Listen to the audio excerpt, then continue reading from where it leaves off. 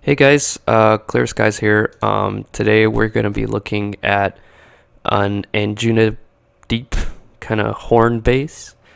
You can hear it in Yotto's Wondering, so let me play that for you real quick.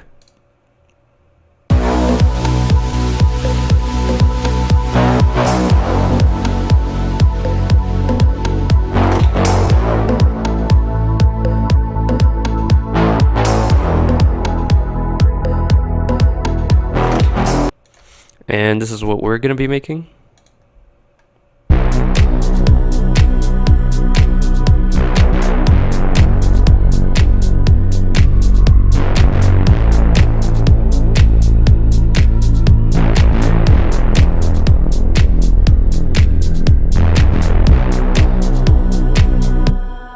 So I will admit right off the bat that my bass is a little brighter than his, but I just found that it sits better in the mix. So to get to the sound itself, it's pretty straightforward. I managed to break it down to two separate sounds. There's this horn-like thing, and then there's an attack saw wave like sound that just kind of plucks a little bit at the beginning to give it presence. So to begin with the attack sound, this is what it's like.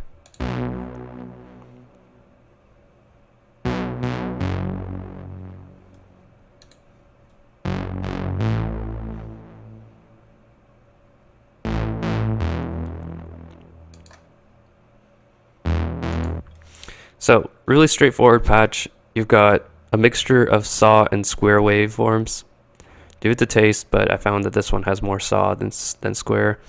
Sub-oscillators are mostly irrelevant here, but why I added them in is because later I drive it through this filter that opens up with kind of a long decay.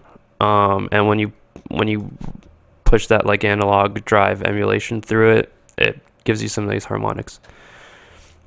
So apart from having these oscillators mixed in at these different proportions, all you really need to do is stack them and then detune them. I detune them like barely at all. And then oscillator stack is at 2.95. So you just want that filter to open up and then just play out for a little bit. I have my cutoff envelope all the way up, and then this LFO is kind of useless. I don't know why that's there. And that's pretty much it for this.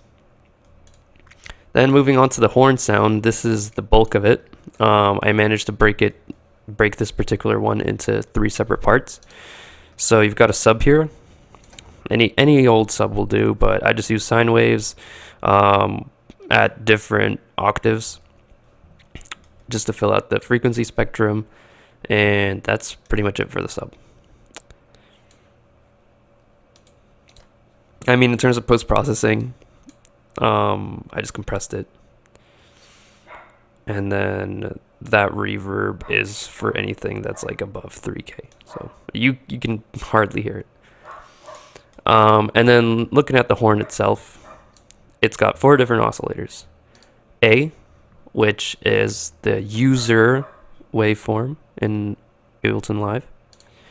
Then we've got B, which is a kind of a sinusoidal parabolic kind of thing. Then we've got this one, which is just a kind of saw or triangle sine thing. And then same thing here. So the key behind this entire sound is how the filter opens up. Excuse my dog. And it's really straightforward. You just have a slow attack, medium decay, and then relatively long release, but that's just because of how Yotto's Wondering sounds, so I just kind of like tried to emulate it with those exact settings. Throw that through a saturator, and I put a hard curve on it just because it gets more grit out of it. Not a lot of drive, as you can see, and not a whole lot of effect going into it. It's only at 40%. And then, like I said at the very beginning, I prefer my horn bass sound to kind of be a little bit brighter, so put a high shelf on that, compressed it, reverb to give it some space, a little ping pong delay just for kicks, limiter, and then another reverb that is at 33%. I mean, all of these, every single like reverb and delay setting is just do it to taste. See how it fits in the mix. I found it that it's okay with these settings, but don't worry about those too much. And then that whole bus, I've got it going into invisible limiter just to maximize headroom. So what you're gonna want to do with the filter is, like I said, play around. The most important setting is hands down this attack one, because here, have a listen. At lower settings, it just comes in too hard. So 8 milliseconds is something that I just found okay for this. And also, once you've completed this patch for the horn, I just duplicated it in the instrument rack and then added a little bit detune on oscillator D and oscillator B. And then the rest of the settings are the exact same. This just gives it a little bit more stereo width and presence in the mix. But apart from that, that's pretty much it. It's a relatively simple patch. There's not much to it. I threw in a vocal on top,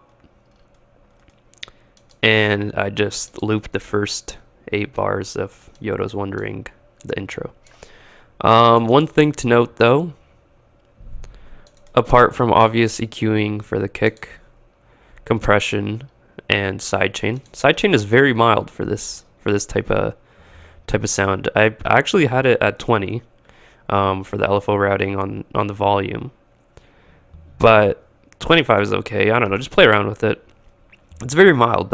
You don't need to apply that pumping effect to it. I'm sure you can hear that on your own. And then the one thing that I found with my patch is that the mids were a little bit accentuated, like the low mids. So I made like a 2 decibel cut at 550 hertz. But apart from that, that's it. So I'll play it one more time, and thank you for watching. This has been a remake of Yoto's Wondering Anjuna Bass. Thanks.